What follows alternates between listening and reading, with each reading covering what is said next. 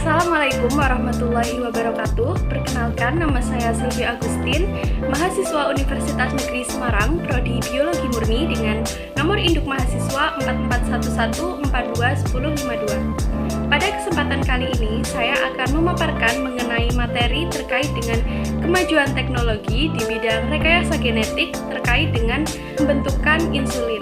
Video ini saya buat untuk memenuhi tugas LDK. Sebelum kita memulai pemaparan, pada kesempatan kali ini saya akan memberitahukan terkait dengan sebuah quotes filosofi. Pada sebelah kanan ini saya sudah menyisipkan sebuah gambar, yaitu gambar sepeda. Kemudian di sebelah kirinya saya sudah menyisipkan 3 kata, yaitu manusia, ilmu, dan juga teknologi. Kenapa saya memilih sepeda dan juga 3 kata tersebut? Karena begini teman-teman, sepeda itu diibaratkan sebagai manusia.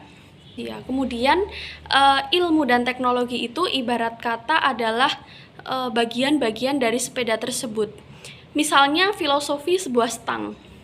Stang itu berfungsi untuk mengarahkan kemana sepeda itu akan dibawa oleh pengemudinya.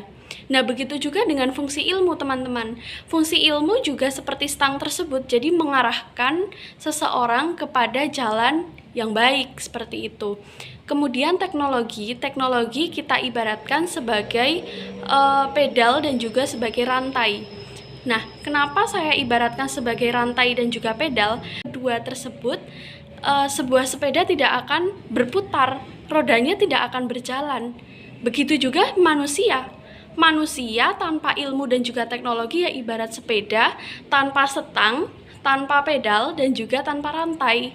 Nah, oleh karena itu, ilmu dan teknologi itu sangat penting untuk melekat pada diri manusia. Hal tersebut tentu saja sangat cocok untuk apa yang akan kita bahas pada kesempatan kali ini. Karena pada kesempatan kali ini saya akan membahas terkait dengan kemajuan teknologi dalam rekayasa genetik berupa pembentukan insulin. Nah, ini sangat berkaitan sekali nih antara ilmu, teknologi, dan juga manusia.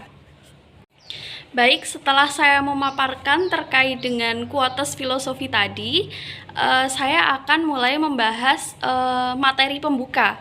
Jadi kali ini saya akan menjelaskan rekayasa genetik terlebih dahulu. Nah, apa sih rekayasa genetik itu kan? Jadi begini teman-teman, rekayasa genetik adalah suatu proses manipulasi gen yang bertujuan untuk mendapatkan organisme yang unggul.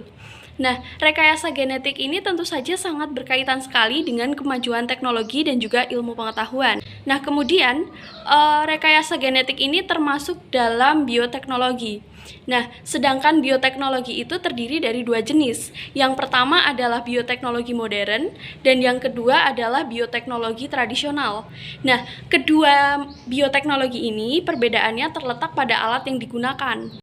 Jadi, bioteknologi modern itu adalah sebuah bioteknologi yang menggunakan alat-alat yang modern dan juga canggih. Nah, biasanya bioteknologi modern ini tidak bisa dilakukan oleh sembarang orang. Jadi, yang bisa melakukan bioteknologi modern ini hanya orang-orang yang mengetahui ilmu dari bioteknologi itu secara mendalam. Nah, sedangkan yang kedua adalah bioteknologi tradisional, di mana bioteknologi tradisional ini adalah sebuah bioteknologi yang menggunakan alat-alat yang tradisional, sederhana, dan juga tidak kompleks. Nah, biasanya bioteknologi tradisional ini bisa digunakan oleh masyarakat awam karena bioteknologi tradisional ini tidak memerlukan ilmu yang mendalam pada dasar bioteknologinya. Seperti itu teman-teman. Nah, lalu rekayasa genetik ini termasuk dalam bioteknologi jenis yang mana? Rekayasa genetik yang mengharuskan kita untuk menggunakan alat-alat yang kompleks, alat-alat yang lengkap, alat yang canggih, dan juga alat yang membutuhkan ketelitian yang tinggi. Oleh karena itu, rekayasa genetik kita masukkan ke dalam bioteknologi modern. Nah, kemudian teman-teman, bioteknologi modern itu salah satunya adalah rekayasa genetik. Rekayasa genetik ini terbagi dari berbagai prinsip. Nah, salah satu prinsipnya adalah terkait dengan DNA rekombinan. Nah, DNA rekombinan itu apa sih? Gitu kan. Nah, jadi DNA rekombinan itu adalah kumpulan teknik atau metode yang digunakan untuk mengkombinasikan gen-gen di dalam tabung reaksi. Nah, sebenarnya tidak hanya tabung reaksi saja, teman-teman, tapi bisa saja juga dalam sebuah inang bakteri maupun virus, seperti itu. Baik, kita langsung saja untuk ke materi intinya. Nah, jadi apa sih insulin itu? Mungkin teman-teman ada yang tahu, bisa ditulis di kolom komentar ya. Baik, saya akan menjelaskan terkait dengan pengertian insulin. Nah, jadi insulin adalah sebuah hormon yang diproduksi oleh kelenjar pankreas yang difungsikan untuk mengobati penderita diabetes dalam mengontrol kadar gula dalam darah. Nah, diabetes yang dimaksud di sini bisa saja sebagai diabetes insipidus maupun diabetes mellitus. Nah, bagaimana cara kerja dari hormon insulin ini dalam mengatur kadar gula dalam darah? Nah, jadi caranya yaitu dengan memberi sinyal pada sel lemak, otot, dan juga hati untuk mengambil glukosa dari darah dan mengubahnya menjadi glikogen. Nah, glikogen itu adalah gula otot ya teman-teman. Selanjutnya saya akan menjelaskan terkait dengan proses pembentukan insulin. Dan jadi, seperti yang tadi sudah saya sampaikan, bahwa insulin itu adalah sebuah hormon yang muncul dari kelenjar pankreas. Nah, di dalam kelenjar pankreas itu terdapat sel-sel. Nah, seperti ini adalah sel manusia, di mana sel manusia itu terdiri dari DNA dan juga plasmid. Nah, pada proses pembentukan insulin itu sendiri, DNA akan keluar dari sel manusia, yaitu kelenjar pankreas tadi. Kemudian dia akan bertemu dengan enzim pemotong. Nah, enzim pemotong ini nanti berfungsi untuk memotong gen yang ada pada DNA. Nah, enzim pemotong ini nantinya berfungsi sebagai pemotong gen-gen penyusun dari DNA. Nah, lalu apa yang terjadi pada plasmid? Nah, yang terjadi pada plasmid itu sama dengan DNA. Dia akan bertemu dengan enzim pemotong, di mana enzim pemotongnya ini nanti juga akan memotong plasmid. Nah, selanjutnya apa yang terjadi? Nah, selanjutnya DNA dan juga plasmid ini akan membentuk suatu kesatuan. Nah, satu kesatuan ini itu disebut sebagai DNA rekombinan. Nah, seperti apa yang tadi sudah dijelaskan sebelumnya, bahwa DNA rekombinan adalah kumpulan teknik atau metode yang digunakan untuk merekomendasikan untuk mengkombinasikan gen-gen di dalam tabung reaksi atau dalam bakteri maupun virus.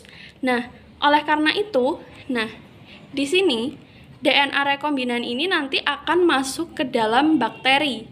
Nah, bakteri yang digunakan ini biasanya adalah bakteri E. coli. Nah, kemudian bakteri ini kemudian akan membelah secara meiosis. Nah, pembelahan meiosis adalah pembelahan yang menghasilkan dua haploid. Nah, seperti ini. Nah, ini akan menghasilkan dua haploid.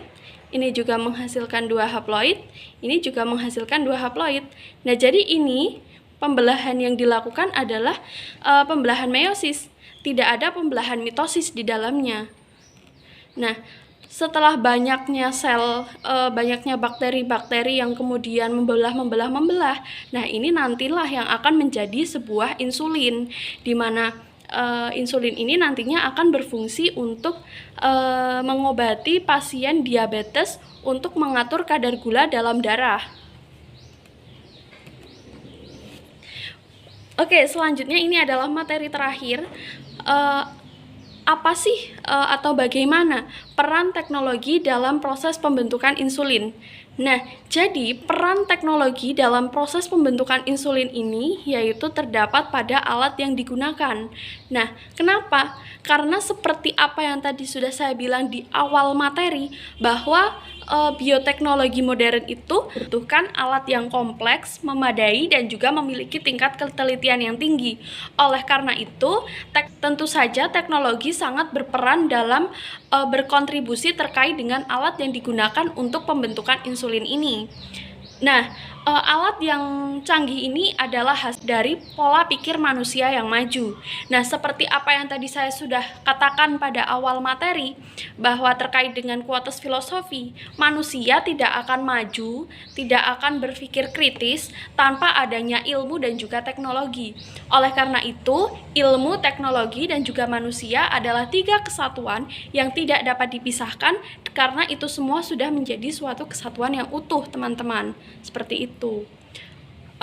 Baik, mungkin cukup itu saja yang dapat saya paparkan. Semoga apa yang sudah saya sampaikan bisa menambah ilmu dan juga wawasan kita terkait dengan insulin. Jadi, kesimpulan pada kesempatan kali ini yaitu bahwa ilmu, teknologi, dan juga manusia adalah 3 kesatuan utuh yang tidak dapat dipisahkan. Salah satunya yaitu terkait dengan rekayasa genetik berupa DNA rekombinan, yaitu pada proses pembentukan insulin. Nah, proses pembentukan insulin ini tentu saja mengharuskan kita untuk menggunakan alat-alat yang canggih, di mana alat-alat yang canggih ini adalah sebuah bentuk pengembangan dari perkembangan teknologi yang ada di dunia.